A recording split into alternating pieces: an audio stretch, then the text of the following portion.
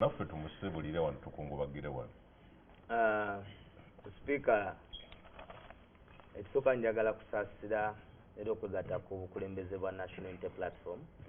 okungubagira omugenzi Jacob Oulanyah ng'ennono z'obunnansi za ubuntu ti omuntu wabanga afiiriddwa mulina okunyolera wamu naye teguba mukisa ate gwa kusojja bibuuzo bingi naye era nga bwe bagambye ekisooka buli omu amwogerako kuuma obudde ekyo kiva mu butendeke bw'aba balooya osuubira okukuuma obudde naye ng'abadde akikola perfectly ne passionately abadde eloquent nga bw'aba atandise okwogera omuwulira nzijukira nnyo ku nsonga bbiri bwe yali ayogera ku nsonga y'ettaka lya APA National Resistance Army lyegezezaako okunyaga okumala ebbanga yali so impartial and historical kuba yayogera nga ayogera okukiikirira abantu bakyoli. Ekyokubiri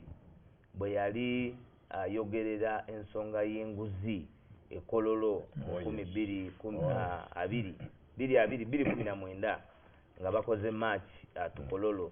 Oulanyah President yakulemberamu okutambula okwekalakaasa ku lw'enguzi. bwe yagamba nti President ffenna abali wano tewali atakola ki ayinza kwati n'agamba mukasuke buli omu mugamba nti akasuke ejjinja muyinza okulaba nga teri jjinja nalimu likoze eki. That was a classic speech before the president. In the president n'agamba mwenna ababbi bamaama bammwe bataata bammwe baganda baffe ffe abalabe wala. Eyo speech yali y'amaanyi nnyo era ndowooza mu bulamu bwe y'emu ku speech gy'akyasinze okukola kubanga yali yakozayo endala eraga nti ate General Museveni ye Yesu yamugeraageranya ne Yesu naye nze ndowooza ku nsonga ya corruption agenda kutuba ku maaso ng'alina speech ey'amaanyi. Tofunangayo omukulembeze ali kuleza eyo kwogera passionately and honestly nga Oulanyah bwe yakola naye tetuyinza kuvaayo ne tutogera ku nsonga nti yava mu UPC ate n'abanga yakola eky'amaanyi mu kukyusa constitution okuba nti ekizibu kye tulina olwaliro ekyanyaffe Uganda kati ate akitulekedde nga tekinaba kuvaawo kubanga singa akawaayiro ako nga chairman wa parliamentary commission parliamentary legal committee singa yali tekyusizza kawaayiro kakuba ti General Museveni ajjeko mu kubisanja tomanya twandibadde ate leero nga tumwogerako ng'oba former president Oulanyah kuba yandibadde yateekawo okusinziira engeri gya growing fast yandibadde mu NRM nga waliwo Q yandibadde yagituukako kuba olwaliro aba namba sa actually kyoyogerako nalabye ku write up ya right honorable Mama Mbabazi.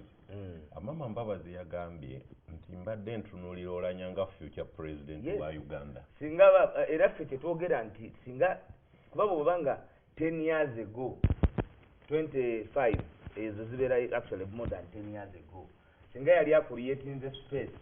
nga General Museveni yadda mu 2005 kitegeeza olwaleero yandibadde potential either president or next president mu system yaabwe naye olw'okuba byetwogera ebyokukyusa eggwanga lino abamu batika ku galubindi ziri enzirugavu ne batalaba byetulaba wala. So okufa kwe kyakunyolwa n'ekyokubiri nnyo nti yafa agambye nti bamuwa obutwa okusinziira tukigendako nnyo kuba tetwakiwulira anti quoting nga era mbadde nkimala nti taata we omanyi mu bujulizi mu dying declaration eriyo omuntu gw'otalimba bw'ogamba kakati Sewungu bw'akubira maama we mu kyalo namwe maama nti nfa naye omukazi yanzita mu musango gwa Nsenga kambajjukize bannayuganda mu musango gwa Nsenga ne Yuwera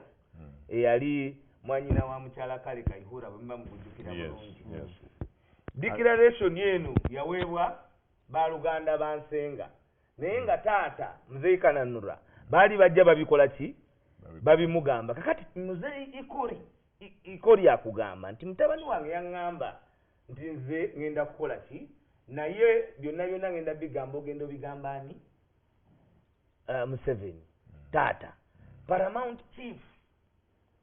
omanyi kyabazinga ffe bw'avaayo Busoga n'ayogera oba Ssaabasajja Kabaka n'ayogera wano mu Buganda ayogera ekigambo ekiri researched. Paramount Chief naye n'ayongerezaako ki eddoboozi. So nze ndowooza amaloboozi gano agatandise okusituka nga bannansi abali mu bifo ebyobuvunaanyizibwa batuvudde ku maaso, tulekere okugatwala ng'aga bulijjo, kubanga ge gasinze okucreatinga public discourse against the regime, nti tebakkiriziganya nti Geno nga Olokech yakeera ku makya n'ava ku ddaala. Tujja kutuukawo mu details ezo nga nkusaba okomekaawo. Honorable Ssebungu